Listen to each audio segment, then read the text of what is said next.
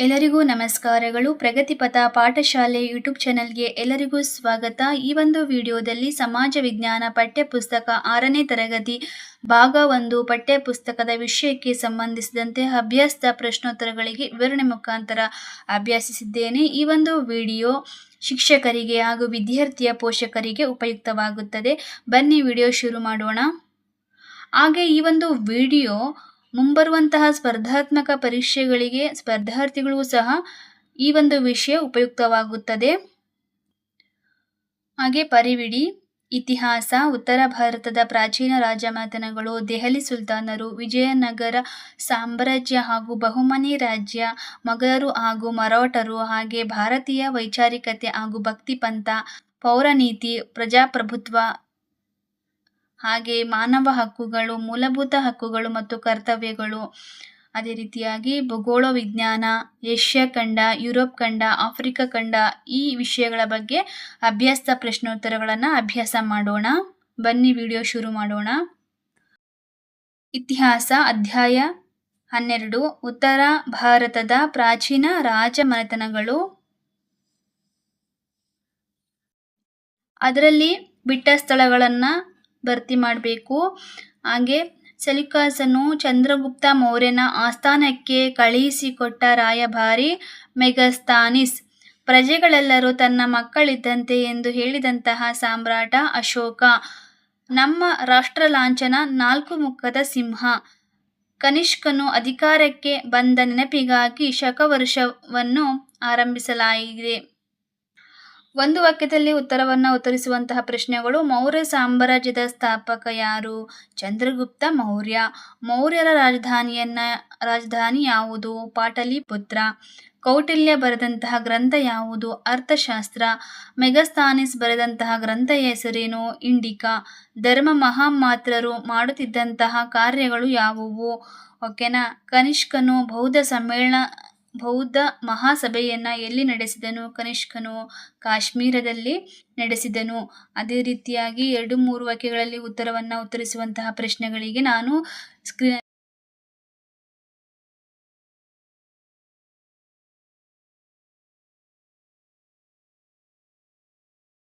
Play ಮಾಡ್ತೀನಿ, ನೀವು ಅಭ್ಯಾಸ ಮಾಡಬಹುದು. ಓಕೆ. ಹಾಗೆ ಈಗ ಹೊಂದಿಸಿ ಬರೆಯಿರಿ. ಅಶೋಕ ದೇವನಾಂಪ್ರಿಯ, ಕನಿಷ್ಕ ಕನಿಷ್ಕಪುರ, ಅಶ್ವಘೋಷ, ಬುದ್ಧಚರಿತ, ಗಾಂಧಾರ, ಕಲಾಕೇಂದ್ರ. ಹಾಗೆ ಗುಪ್ತರ ಕುರಿತಾಗಿ ಬಿಟ್ಟ ಸ್ಥಳಗಳು: ಗುಪ್ತರ ರಾಜಧಾನಿ ಪಾಟಲಿಪುತ್ರ. ಕವಿರಾಜ ಬಿರುದು ಹೊಂದಿದಂತಹ ಗುಪ್ತರ ರಾಜ ಸಮುದ್ರಗುಪ್ತ. ಮುದ್ರಾ ರಾಕ್ಷಸ ಕೃತಿಯನ್ನ ಬರೆದವರು ವಿಶಾಖ ದತ್ತ. ಹಾಗೆ ಕವಿಕುಲ ಗುರು ಎಂಬ ಬಿರುದನ್ನು ಹೊಂದಿದಂತಹ ಮಹಾಕವಿ ಕಾಳಿದಾಸ. ಹಾಗೆ ಒಂದು ವಾಕ್ಯದಲ್ಲಿ ಉತ್ತರಿಸುವಂತಹ ಪ್ರಶ್ನೆಗಳು: ಅಲಹಾಬಾದ್ ಸ್ತಂಭಶಾಸನದಲ್ಲಿ ಯಾವ ಚಕ್ರವರ್ತಿಯ ವಿವರಗಳಿವೆ? ಸಮುದ್ರಗುಪ್ತನ ಒಂದು ವಿವರಗಳು ಇವೆ. ಗುಪ್ತರ ಕಾಲದಲ್ಲಿ ಭಾರತಕ್ಕೆ ಭೇಟಿ ನೀಡಿದ ಚೀನಿ ಯಾತ್ರಿಕ ಯಾರು? ಫಾಹಿಯಾನ್. ಕಾಳಿದಾಸನು ರಚಿಸಿದ ಯಾವುದಾದರೂ ಒಂದು ನಾಟಕವನ್ನು ಹೆಸರಿಸಿ. ಅಭಿಜ್ಞಾನ ಶಾಕುಂತಲ. ಮೃಚ್ಛಕಟಿಕ ಯಾರು ರಚಿಸಿದ ಕೃತಿಯಾಗಿದೆ?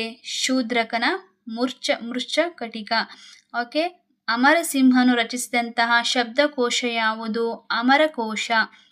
ಹಾಗೆ ಗುಪ್ತರ ಕಾಲದ ಪ್ರಸಿದ್ಧ ಗಣಿತಶಾಸ್ತ್ರಜ್ಞನ ಹೆಸರು ಏನು?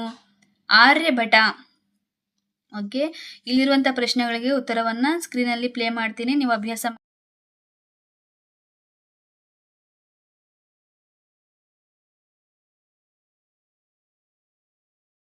ಮಾಡಬಹುದು. ಹೊಂದಿಸಿ ಬರೆಯಿರಿ. ಕವಿರಾಜ, ಸಮುದ್ರಗುಪ್ತ, ವಿಕ್ರಮಾದಿತ್ಯ, ಖಗೋಳಶಾಸ್ತ್ರಜ್ಞ ಫಾಹಿಯಾನ್, ಗೋಕೋಕಿ, ಮೆಹರೌಲಿ, ಕಬ್ಬಿಣದ ಕಂಬ, ವರಹಮಿಹಿರ, 2ನೇ ಚಂದ್ರಗುಪ್ತ. ವರ್ಧನರ ಕುರಿತು ಬಿಟ್ಟ ಸ್ಥಳಗಳು: ಹರ್ಷವರ್ಧನನ ಆಪ್ತನಾಗಿದ್ದಂತಹ ಚೀನಾದ ಪ್ರವಾಸಿ ಹುಯಾನ್ಸಾಂಗನ ಪ್ರವಾಸಿ ಕಥನದ ಹೆಸರು ಸಿಯೂಕಿ. ನಳಂದ ವಿಶ್ವವಿದ್ಯಾಲಯವು ಇಂದಿನ ಬಿಹಾರ ರಾಜ್ಯದಲ್ಲಿದೆ. ಹರ್ಷವರ್ಧನನನ್ನು ನರ್ಮದಾ ನದಿ ತೀರದಲ್ಲಿ ಸೋಲಿಸಿದ ಕನ್ನಡದ ದೊರೆ ಇಮ್ಮಡಿ ಪುಲಕೇಶಿ. ಓಕೆ. ಈಗ ಒಂದು ವಾಕ್ಯದಲ್ಲಿ ಉತ್ತರಿಸುವಂತಹ ಪ್ರಶ್ನೆಗಳು: ಹರ್ಷವರ್ಧನ ಅಣ್ಣ ಮತ್ತು ತಂಗಿಯನ್ನ ಹೆಸರಿಸಿ. ರಾಜವರ್ಧನ, ರಾಜಶ್ರೀ. ಹರ್ಷವರ್ಧನನ ರಾಜಧಾನಿ ಯಾವುದು? ಕನೌಜ್. ಹರ್ಷಚರಿತೆ ಎಂಬ ಗ್ರಂಥವನ್ನ ಯಾರು ರಚಿಸಿದರು? ಬಾಣಭಟ್ಟ. ಹರ್ಷವರ್ಧನನ ರಚಿಸಿದಂತಹ ನಾಟಕಗಳನ್ನ ಹೆಸರಿಸಿ. ಪ್ರಿಯದರ್ಶಿನಿ, ರತ್ನಾವಳಿ, ನಾಗಾನಂದ. ಪ್ರಾಚೀನ ಭಾರತದ ಖ್ಯಾತ ವಿಶ್ವವಿದ್ಯಾನಿಲಯ ಯಾವುದು ಮತ್ತು ಎಲ್ಲಿದೆ? ನಳಂದ ವಿಶ್ವವಿದ್ಯಾನಿಲಯ, ಇದು ಬಿಹಾರ ರಾಜ್ಯದಲ್ಲಿದೆ. ರಜಪೂತರ ಕುರಿತಾಗಿ ಇರುವಂತಹ ಪ್ರಶ್ನೆಗಳು: ಕಾರ್ಕೋಟ ವಂಶದ ಪ್ರಸಿದ್ಧ ದೊರೆ ಲಲಿತಾದಿತ್ಯ. ಗೀತಗೋವಿಂದ ಕೃತಿಯ ಬರೆದಂತಹ ಕವಿ ಜಯದೇವ. ಅಹೋಮ್ ಸಾಮ್ರಾಜ್ಯವು ಅಸ್ಸಾಂ ಪ್ರದೇಶದಲ್ಲಿ ಆಳ್ವಿಕೆ ನಡೆಸಿತ್ತು. ಗುರ್ಜರ ಪ್ರತಿಹಾರರ ರಾಜನಾದ ಭೋಜನ ಆಸ್ಥಾನಕ್ಕೆ ಭೇಟಿ ನೀಡಿದಂತಹ ಅರಬ್ ಪ್ರವಾಸಿ ಸುಲೇಮಾನ್. ಈತ ಭೋಜನ ಆಸ್ಥಾನಕ್ಕೆ ಸುಲೇಮಾನ್ ಭೇಟಿ ನೀಡಿದ್ದಾನೆ. ಹಾಗೆ ಇಲ್ಲಿರುವಂತಹ ಪ್ರಶ್ನೆಗಳಿಗೆ ಉತ್ತರವನ್ನ ಸ್ಕ್ರೀನಲ್ಲಿ ಪ್ಲೇ ಮಾಡ್ತೀನಿ, ಅಭ್ಯಾಸ ಮಾಡಬಹುದು.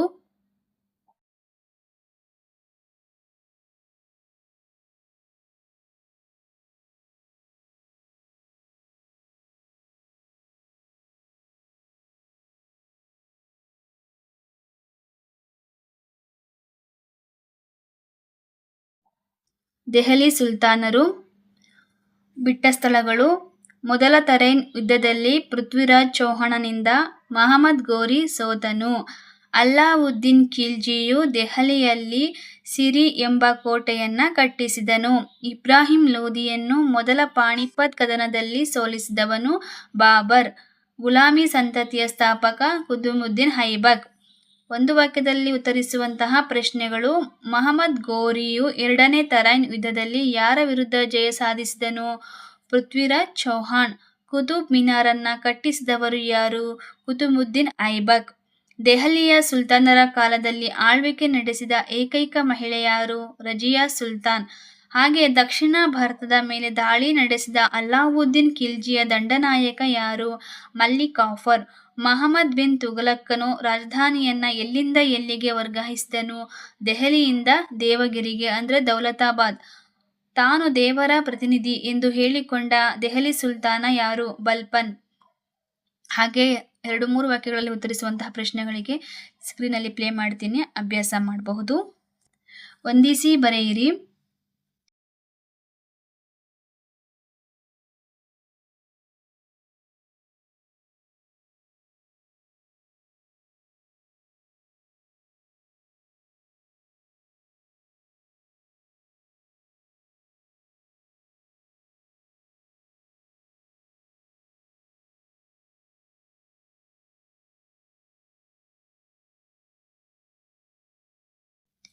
ಜೈಸಿ, ಪದ್ಮಾವತ್, ದೌಲತಾಬಾದ್, ದೇವಗಿರಿ, ಅಲ್ಲಾವುದ್ದೀನ್ ಖಿಲ್ಜಿ, ಅಲೇನ್ ದರ್ವಾಜಾ, ಅಮೀರ್ ಖುಸ್ರು, ಸಿತಾರ್.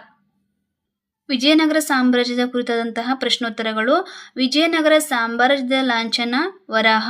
ಬಹುಮನಿ ಸುಲ್ತಾನರ ರಾಜ್ಯ ಸ್ಥಾಪಕ ಅಲ್ಲಾವುದ್ದೀನ್ ಹಸನ್ ಗಂಗು. ಹಾಗೆ ಕರ್ನಾಟಕ ಸಂಗೀತ ಪಿತಾಮಹ ಎಂದು ಪುರಂದರದಾಸರನ್ನ ಕರೆಯುತ್ತಾರೆ. ಹಾಗೆ ಗೋಲ್ ಗುಂಬಜ್ ವಿಜಯಪುರ ನಗರದಲ್ಲಿ ಇದೆ.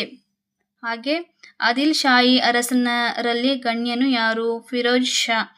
ಓಕೆ. ವಿಜಯನಗರ ಅರಸರಲ್ಲಿ ಅತ್ಯಂತ ಶ್ರೇಷ್ಠ ಸಾಮ್ರಾಟ ಯಾರು? ಕೃಷ್ಣದೇವರಾಯ. ಹಾಗೆ ಕುಮಾರವ್ಯಾಸನ ಕೃತಿ ಯಾವುದು? ಕರ್ನಾಟಕ ಭಾರತ ಕಥಾಮಂಜರಿ. ಕೃಷ್ಣದೇವರಾಯನ ಕೃತಿಯನ್ನ ತಿಳಿಸಿ. ಅಮುಕ್ತ ಮೌಲ್ಯ ಮತ್ತು ಜಾಂಬವತಿ ಕಲ್ಯಾಣ. ಹಾಗೆ ವಿಜಯನಗರಕ್ಕೆ ಭೇಟಿ ನೀಡಿದ ವಿದೇಶಿ ಪ್ರವಾಸಿಗರನ್ನ ಹೆಸರಿಸಿ. ಪೋರ್ಚುಗಲ್ ಮತ್ತು ಡೊಮಿಂಗೋ, ಪರ್ಷಿಯನ್, ಅಬ್ದುಲ್ ರಜಾಕ್.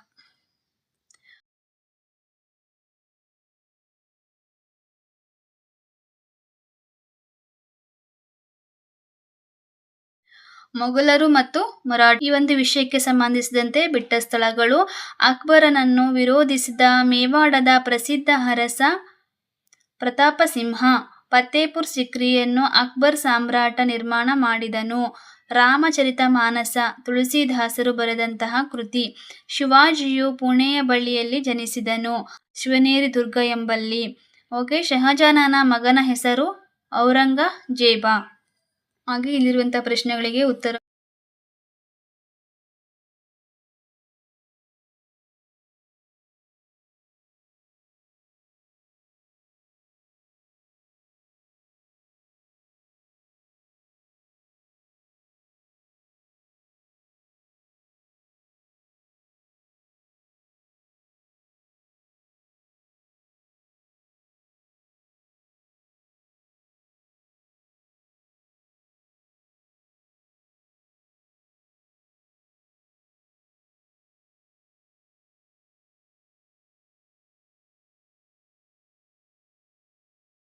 ಉತ್ತರವನ್ನು ನಾನು ಸ್ಕ್ರೀನಲ್ಲಿ ಪ್ಲೇ ಮಾಡ್ತೀನಿ, ಅಭ್ಯಾಸ ಮಾಡಬಹುದು. ಭಾರತೀಯ ವೈಚಾರಿಕತೆ ಹಾಗೂ ಭಕ್ತಿ ಪಂಥ. ಗುರುನಾನಕರ ಹಾಡುಗಳನ್ನು ಜಪಜಿಗಳು ಎಂದು ಕರೆಯುತ್ತಾರೆ. ಸಿಖ್ಖರ ಪವಿತ್ರ ಗ್ರಂಥ ಗುರುಗ್ರಂಥ ಸಾಹೇಬ. ರಾಮಾನುಜಾಚಾರ್ಯರು ಪೆರಂಬದೂರು ಎಂಬಲ್ಲಿ ಜನಿಸಿದರು. ಕಲಿಯುಗದ ರಾಧೆ ಎಂದು ಮೀರಾಬಾಯಿಯರನ್ನ ಕರೆಯುತ್ತಾರೆ. ಅದೇ ರೀತಿಯಾಗಿ ಭಕ್ತಿ ಸಂತರು ಏನನ್ನ ಬೋಧಿಸಿದರು? ಭಕ್ತಿ ಮಾರ್ಗವನ್ನ. ಭಾರತದ ಪ್ರಮುಖ ಸೂಫಿ ಸಂತರು ಯಾರು? ನಿಜಾಮುದ್ದೀನ್ ಜಾಲಿ. ಬಂದೇ ನವಾಜ ದರ್ಗಾ ಎಲ್ಲಿದೆ? ಕಲಬುರ್ಗಿಯಲ್ಲಿದೆ. ತುಳಸಿದಾಸರ ಪ್ರಸಿದ್ಧ ಕಾವ್ಯ ಯಾವುದು? ರಾಮಚರಿತ ಮಾನಸ.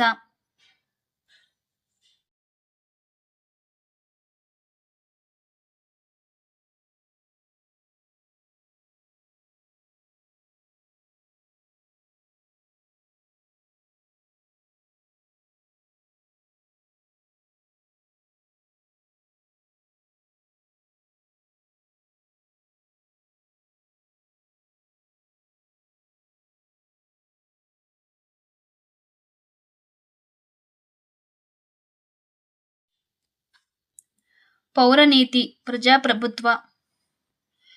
ಎಲ್ಲ ಅಧಿಕಾರ ಒಬ್ಬರ ಬಳಿ ಇದ್ದರೆ ಅದು ರಾಜಪ್ರಭುತ್ವ.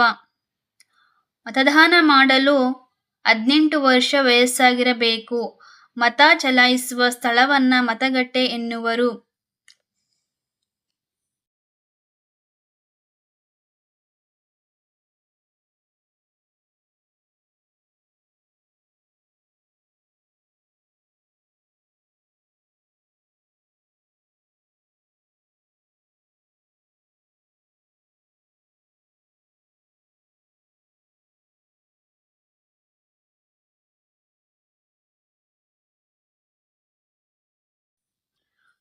ರಾಜ್ಯ ನೀತಿ ನಿರ್ದೇಶಕ ತತ್ವಗಳು.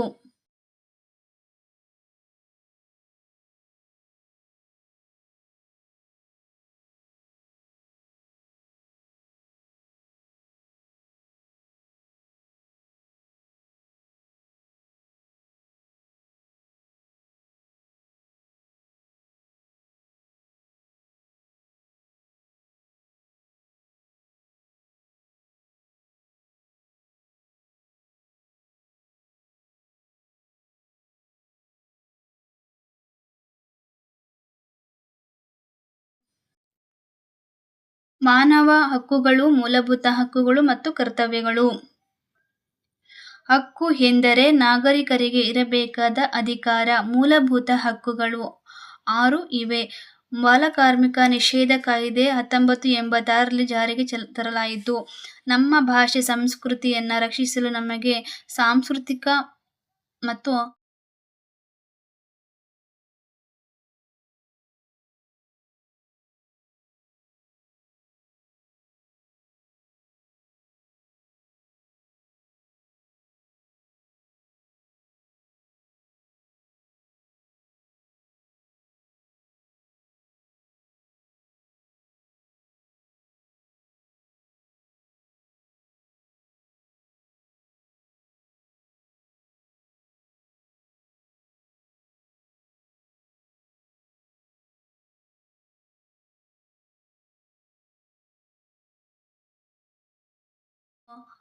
ಶೈಕ್ಷಣಿಕ ಹಕ್ಕು ಅವಕಾಶ ನೀಡಿದೆ. ರಾಷ್ಟ್ರೀಯ ಭಾವೈಕ್ಯತೆ.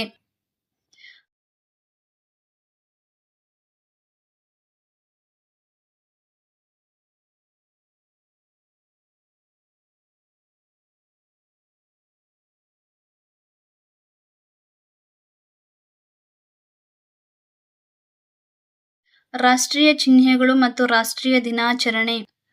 ನಮ್ಮ ರಾಷ್ಟ್ರಧ್ವಜದ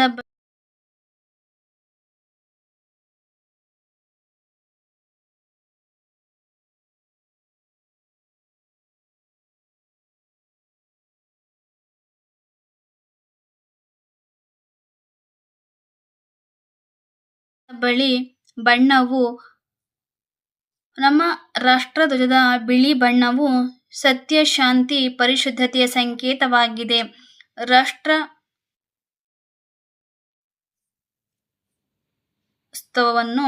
ಬಂಕಿಂ ಚಂದ್ರ ಚಟರ್ಜಿ ರಚಿಸಿದರು. ಮೈಸೂರು ರಾಜ್ಯಕ್ಕೆ ಕರ್ನಾಟಕ ಎಂದು 1973 ನವೆಂಬರ್ 1ರಲ್ಲಿ ನಾಮಕರಣ ಮಾಡಲಾಯಿತು. ಕೆಂಪು ಕೋಟೆಯ ಮೇಲೆ ಪ್ರಧಾನಮಂತ್ರಿಯವರು ಧ್ವಜಾರೋಹಣ ಮಾಡುವರು. ನಮ್ಮ ರಾಷ್ಟ್ರಧ್ವಜ ಬಿಳಿ ಬಣ್ಣವು ಸತ್ಯ, ಶಾಂತಿ, ಪರಿಶುದ್ಧತೆ ಸಂಕೇತವಾಗಿದೆ.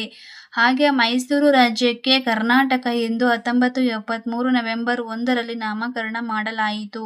ಕೆಂಪು ಕೋಟೆಯ ಮೇಲೆ ಪ್ರಧಾನಮಂತ್ರಿಯವರು ಧ್ವಜಾರೋಹಣ ಮಾಡುವರು. ಭೂಗೋಳ: ಏಷ್ಯಾ ಖಂಡ. ಏಷ್ಯಾ ಖಂಡವು ಉತ್ತರಾರ್ಧಗೋಳದಲ್ಲಿ ಇದೆ. ಏಷ್ಯಾದ ಅತಿ ಎತ್ತರದ ಪರ್ವತ ಮೌಂಟ್ ಎವರೆಸ್ಟ್. ರಬ್ಬರ್ ಉತ್ಪಾದನೆಯಲ್ಲಿ ಏಷ್ಯಾದಲ್ಲಿಯ ಪ್ರಮುಖ ರಾಷ್ಟ್ರ ಇಂಡೋನೇಷಿಯಾ. ಸಮಶೀತೋಷ್ಣ ವಲಯದ ಹುಲ್ಲುಗಾವಲನ್ನ ಸ್ಟೆಪ್ಪಿ ಎಂದು ಕರೆಯುತ್ತಾರೆ.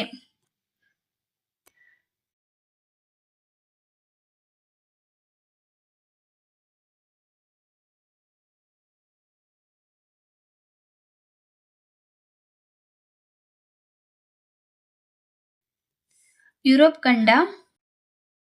ಯುರೋಪ್ನನ್ನು ಏಷ್ಯಾದ ಪರ್ಯಾಯ ದ್ವೀಪ ಎನ್ನುವರು. ಯುರೋಪಿನ ಪ್ರಮುಖ ಪರ್ವತ ಮೌಂಟ್ ಬ್ಲಾಂಕ್. ಯುರೋಪ್ನ ವಾಯುಗುಣದ ಮೇಲೆ ಪ್ರಭಾವ ಬೀರುವ ಪ್ರವಾಹ ಗಲ್ಫ್ ಸ್ಟ್ರೀಮ್. ಉಷ್ಣ ಸಾಗರ ಪ್ರವಾಹ. ಯುರೋಪಿನ ಪ್ರಮುಖ ಬೆಳೆ ಗೋಧಿ. ಅದೇ ರೀತಿಯಾಗಿ ಒಂದು ವಾಕ್ಯದಲ್ಲಿ ಉತ್ತರಿಸುವಂತಹ ಪ್ರಶ್ನೆಗಳಿಗೆ ಉತ್ತರ.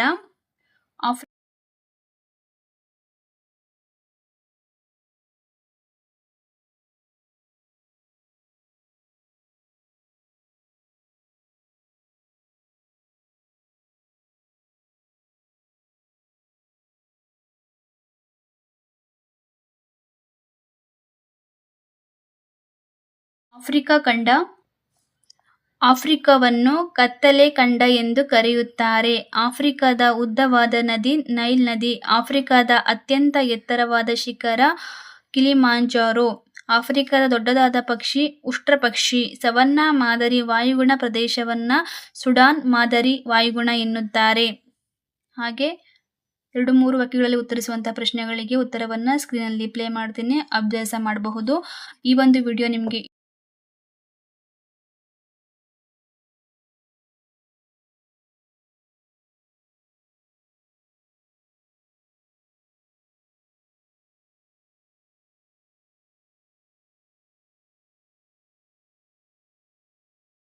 ಇಷ್ಟ ಆಗಿದ್ರೆ ಧನ್ಯವಾದಗಳು.